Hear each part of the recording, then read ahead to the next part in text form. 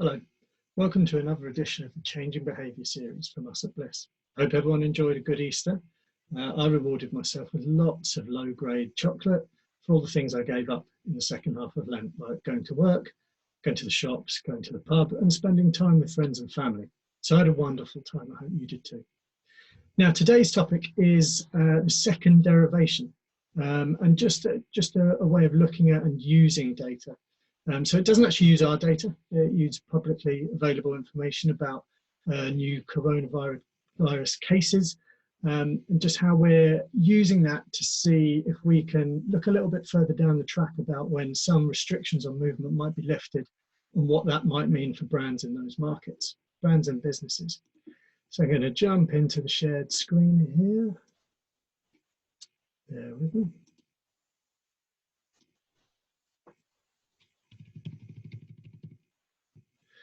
Right, the second derivative. This is effectively the rate of change of the rate of change. We've got a series of markets we've looked at in the following slides. All of them are continuing to accumulate new cases daily. But it's the speed of that accumulation we're interested in, because the relaxation of lockdown advice in different markets is primarily related to the ability of the healthcare service in each of those markets to cope with those new cases and the associated severity of them resulting in hospital admissions. The other point I want to make before jumping into it is that we have run this using a 7-day rolling average.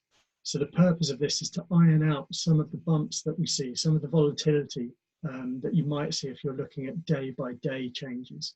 I mean, I know there's been some reporting recently about bureaucratic or administrative lags between maybe a death actually occurring and that death being reported.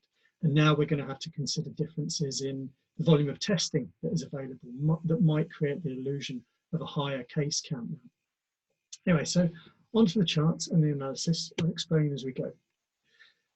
So this is looking at the United Kingdom.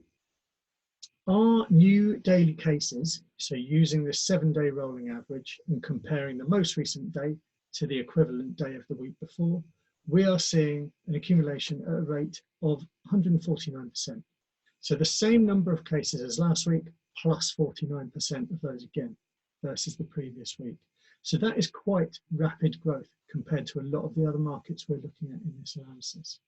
But what we can see is that even compared to just over a week ago, that was more than 200%.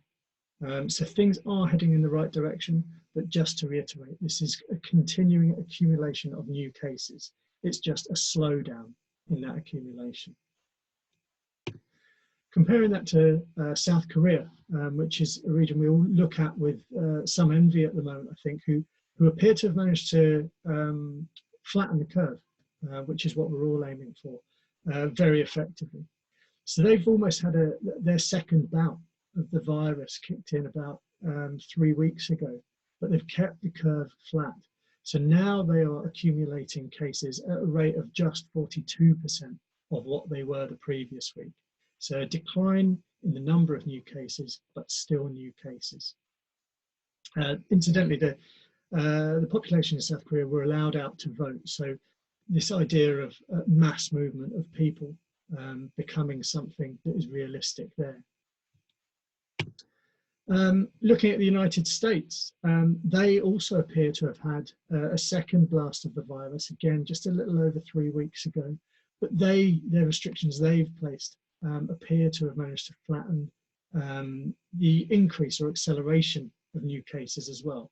So they, on the most recent day of data compared to the same day the week before, are seeing the same number of cases plus 16%. So they're heading in the right direction as well. There's a lot of positive stories to take from this, green shoots, silver linings, whatever you want to call them. But we do still have to remember this is still an accumulating caseload.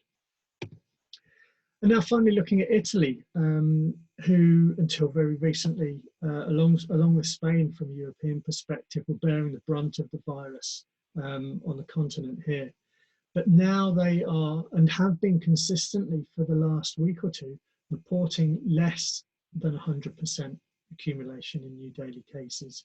So while there's some talk there about lifting restrictions in some regions for some sectors, I still think we're quite a way off full-scale relaxation and return to normality. And when we look at some of these figures for these markets, it's worth bearing in mind the differences we're seeing in other markets and the variables that are at play there. So when we look at a market like Germany, who have had a very high case count, but a very strong testing regime and a very comparatively well resourced intensive care service at a national level. So their death count has come through more modestly compared to some of the markets. And if we look at a couple of the Scandinavian nations, for example, like Denmark and Norway, who are letting children go back to nursery and school this week, their accumulation of cases is still close to the 100% mark, but their cumulative cases and their cumulative death count for Denmark in particular is still below 300 compared to with the about 12,000 we've seen in the UK. So that there are glimmers of hope. Things seem to be heading in a direction. I hope too many restrictions don't get lifted too quickly, because I think it's the second wave of infection that a lot of governments are concerned about. But we would all like to get back to some sense, I think, as people, as consumers of normal life, and of course those listening here as those with a vested interest in advertising and marketing, wanting to get the wheels of capitalism turning again. So I hope that all makes sense for you. If you have any questions, get in touch. We'd love to hear from you. We'd love to collaborate with anyone who's interested in doing this kind of stuff and working with our location data.